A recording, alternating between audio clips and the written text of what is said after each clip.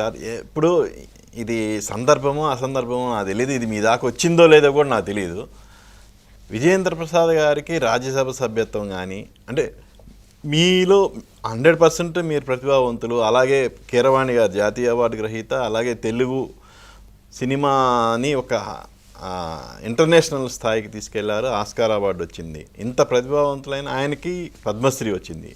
అయినా కూడా దీన్ని రాజకీయం చేస్తూ కేవలం బీజేపీ ప్రభుత్వం మీకు ఈ రాజ్యసభ ఇవ్వటాన్ని కానీ పద్మశ్రీ ఇవ్వటాన్ని కానీ విమర్శలు అనేవి చేస్తున్న వాళ్ళ పట్ల ఒక విషయం చెప్తాను, నేను బీజేపీ కాదండి. మీరు బీజేపీ అని అంటలేదండి. అంటే నేను బీజేపీ కాదండి, బీజేపీ పైన క్యాంపెయిన్ చేయలేదండి, ఎప్పుడు ఏదో ఫరగా మాట్లాడలేదండి.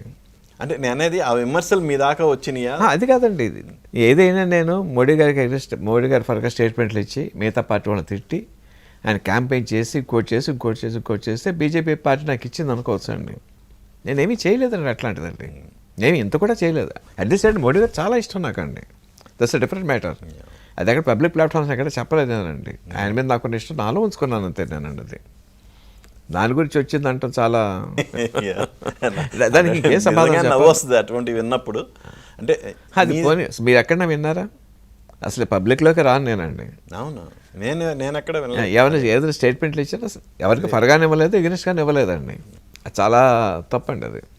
అట్ ది సేమ్ టైం దీంట్లోనే ప్రతిభావంతులు చూడాలనుకుంటే నాకన్నా లబ్ధ ప్రజలు చాలామంది ఉన్నారండి. సత్యానంద్ గారు 450 సినిమాలు రాశారు, పర్చు బ్రదర్స్ ఉన్నారు 400 సినిమాలు రాశారు. ఇంకా ఎంతమంది గొప్ప గొప్ప రైటర్స్ ఉన్నారు, టెక్నీషియన్స్ ఉన్నారు. 100 మందిలో నేను 99లో ఉంటాను నేనండి. నాకన్నా 98 మంది దీని డిజర్వింగ్ పీపుల్ ఉన్నారు. నాకు ఎందుకు వచ్చిందో నాకు తెలియదండి.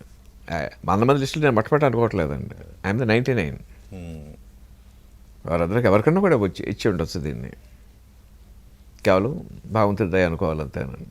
సరే.